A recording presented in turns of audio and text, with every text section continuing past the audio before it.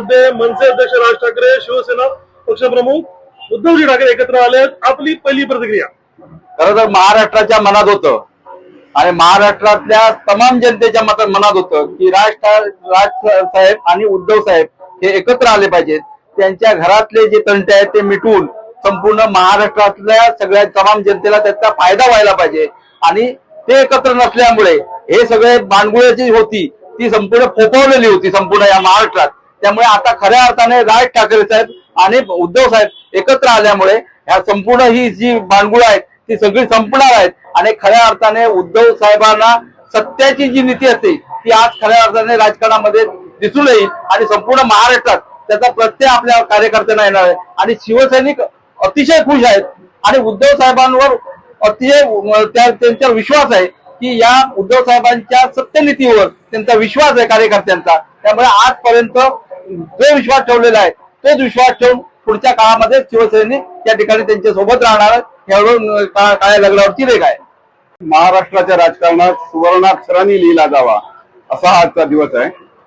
कारण वंदनीय हिंदुहृदय सम्राट शिवसेना प्रमुखांनी हिंदुत्वाचा नारा देत मराठी मनांची जी मूठ बांधली होती त्यावर या भाजप पक्षाच्या वतीने म्हणा किंवा या लाचार सेनेच्या लोकांनी एक प्रकारे आक्रमण करण्याचा प्रयत्न केला होता. मराठी मनांवर घाला घालण्याचं जे काम सुरू केलं होतं त्याला चपराक बसवण्यासाठी आज या ठिकाणी ठाकरे एकत्र झालेले आहेत. खऱ्या अर्थाने ठाकरे हाच या महाराष्ट्राचा ब्रँड आहे हे आजच्या उसळलेल्या जनसागरामुळे त्या ठिकाणी सिद्ध झालेलं आहे. निश्चितपणे भविष्यात सुद्धा ही मराठे म्हणजेच ही मराठी जी मनं आहेत ती या महाराष्ट्रावरच नव्हे तर संपूर्ण देशावर राज्य करतील असा या ठिकाणी आम्हा सर्वांना विश्वास आहे. आज या ठिकाणी आपण जर बघितलं तर निवडणुका आल्यानंतर या ठिकाणी भाजपच्या माध्यमातून वेगवेगळे प्रकार केले जातात. मतदारांना आमिष दाखवण्याचा प्रयत्न केला जातो आणि त्यातून निवडणुका जिंकण्याचं षडयंत्र भाजपच्या माध्यमातून सतत होत असतं. पण हे प्रयत्न आता या ठिकाणी निश्चितपणे सफल होणार नाहीत. महापालिकेच्या निवडणुका असतील किंवा स्थानिक स्वराज्य निवडणुका असतील प्रत्येक निवडणुकीमध्ये मराठी माणूस या ठिकाणी अग्रेसर राहील आणि निश्चितपणे येणाऱ्या सर्व निवडणुका आम्ही मराठी या मुद्द्यावर निश्चितपणे निवडून आणू एवढा विश्वास या ठिकाणी आम्हा सर्वांच्या मनी आहे.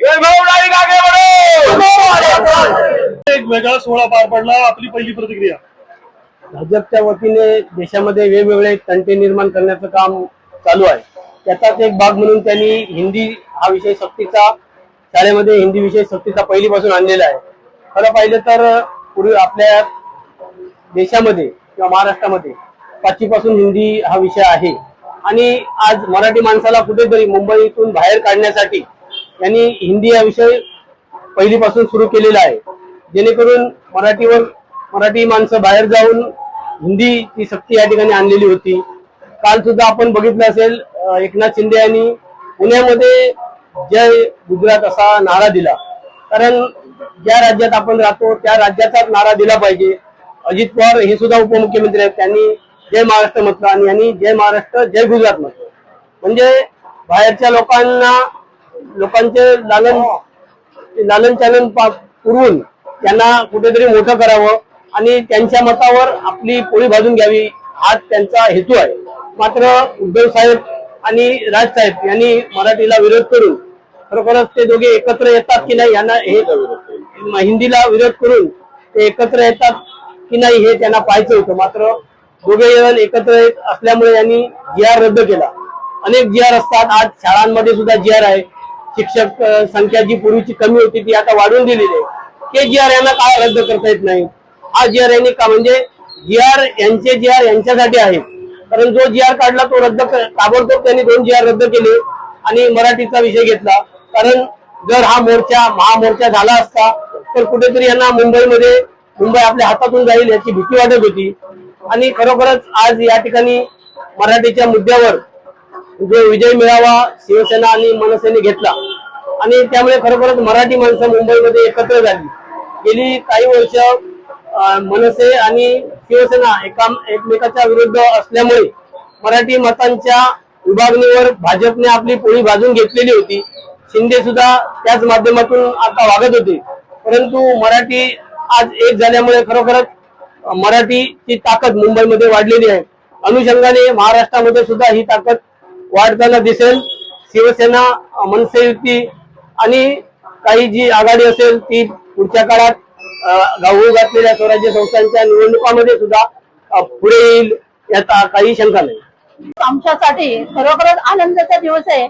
गेली 20 वर्ष या दिवसाची आम्हीच नाही तर सर्व शिवसैनिक, मराठी जनता या महाराष्ट्राची वाट बघत होती की दोन्ही बंधू कधी एकत्र येतात. आणि आज खऱ्या अर्थाने बाळासाहेबांचं स्वप्न पूर्ण झालं आणि त्या ठिकाणी दोन्ही बंधू एकत्र आल्यानंतर आज आपण पहिल्या दिवशी बघितलात की मुंबईमध्ये जी सभा झाली, ती सभेमध्ये लोकांना राहायला जागा नाही, उभं राहिला आणि बाहेर सुद्धा लोक उभी होती, मराठी जनता आणि महाराष्ट्रातले सर्व शिवसैनिक, मनसैनिक या ठिकाणी उपस्थित होते. म्हणजे हा सुद्धा आजचा विजयी मेळावा हा मराठी जनतेचा आहे, महाराष्ट्राचा आहे आणि याची सुरुवात आजपासून झालेली आहे. परंतु याच्यापुढे आपल्याला नक्कीच याच्यापेक्षाही अजूनही सर्व जनता एकत्र येणार आहे. दुसरं सांगायचं म्हणजे आज मराठीसाठी जरी हे दोन्ही बंधू एकत्र आलेले असतील, उद्धव साहेब आणि राजसाहेब, तरी पण मुंबई किंवा महाराष्ट्र म्हटलं की ठाकरे आणि ठाकरे म्हणजे महाराष्ट्र हे अधोरेखित करण्यासारखं वाक्य आहे. कारण याशिवाय आपण महाराष्ट्रातली कुठची गोष्ट पूर्ण होऊ शकत नाही. दुसरं सांगायचं तर आज आपल्याला माहिती आहे पहिलीपासून या ठिकाणी लहान मुलांवर हिंदी लादलेली आणि आपण एकत्र मराठी जनतेचा ज्यावेळी मोर्चा काढण्याची तारीख ठरली त्याच्या अगोदरच आहे ना TR रद्द करावा लागला. हा त्या दिवशी आमचा पहिला विजय आणि आज जो विजयी मेळावा झाला, आता विरोधक त्याच्यावर टीका टिप्पणी करतील कारण त्यांच्याकडे सुद्धा पर्याय नाही. तर मराठी जनता तर सगळे एकत्र आली तर आपलं सुद्धा काही खरं नाही आणि त्यांचे धाबे आजपासून या ठिकाणी दणाणलेले आहेत. या विजयाची नांदी घेऊन आमचे सर्व शिवसैनिक आणि मनसैनिक एकजुटीने आम्ही सर्वजण एकत्र काम करून आमच्या उद्धव साहेबांना आणि राजसाहेबांना आम्ही दाखवून देऊ की महाराष्ट्राची सगळी मराठी जनता तुमच्या सोबत आहे.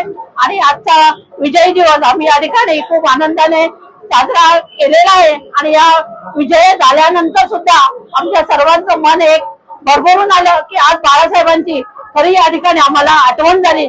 आज बाळासाहेब असते तर वेगळं चित्र सुद्धा आज सगळ्यांच्या समोर उभं राहिलं असतं.